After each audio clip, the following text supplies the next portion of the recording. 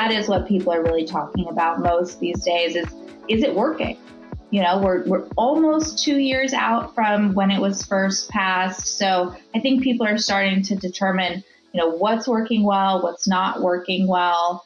On that topic, we're seeing lots of great movement in domestic manufacturing, lots of deals in that space, seeing lots of solar and wind and storage, great financing there.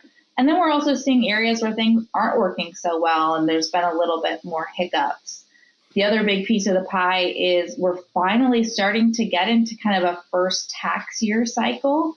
So people are starting to claim these IRA tax credits and figuring out, how do you do that? Like, how do you actually do it on the physical tax return form? Those forms were published a few months ago, and people are asking, what boxes do I check? What number do I put in? How do I file it? On what timeline?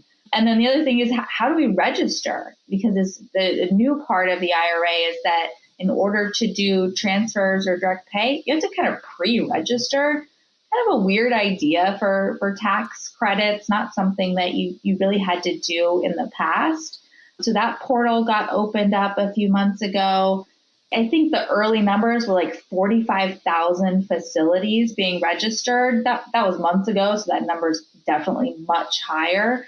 So far, I don't think the portal has crashed, which is an accomplishment in and of itself. And people are starting to get their numbers issued to them after registering. So we're seeing these transfer deals and direct pay actually be effectuated, so that this full cycle of what's happening in the IRA is kind of coming to fruition, and folks are figuring it out.